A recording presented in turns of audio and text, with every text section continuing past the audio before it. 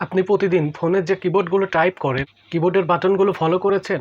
এগুলো কেন ABCD সাজানো না হয়ে উল্টাপাল্টা QWERTY ভাবে সাজানো? এটা কি কোনো ভুল ছিল?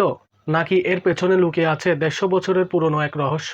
চলুন জেনে নিই। ১৮৬০-এর দশকে ক্রিস্টোফার লাথাম সোলে নামের এক আমেরিকান উদ্ভাবক টাইপরাইটার বানালেন। প্রথম কিবোর্ড ছিল একদম সহজ, A থেকে Z পর্যন্ত সাজানো।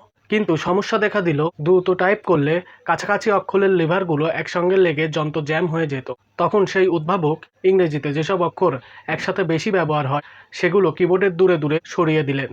জ্যাম বন্ধ হলো আর জন্ম হলো QWERTY এর। ১৮৭৩ সালে সোলে মাত্র $১২,০০০ তার পেটেন্ট বিক্রি করলেন রেমিংটন কোম্পানির কাছে। তখনকার বিখ্যাত বন্দুক কোম্পানি রেমিংটন এটা বাজারে ছাড়ল। পৃথিবীর প্রথম বাণিজ্যিকভাবে সফল টাইপরাইটার হলো এটি।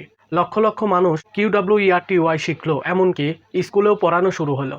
১৯৩০-এর দশকে ডক্টর আগস্ট ডভরক আরও দ্রুত ও আরামদায়ক নতুন কিবোর্ড লেআউট বানালেন।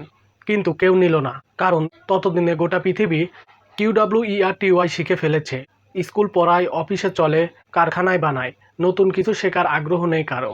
মজার বিষয় হলো, যে সমস্যার জন্য QWERTY বানানো হয়েছিল সেই যন্ত্র জ্যামের সমস্যা আর নেই।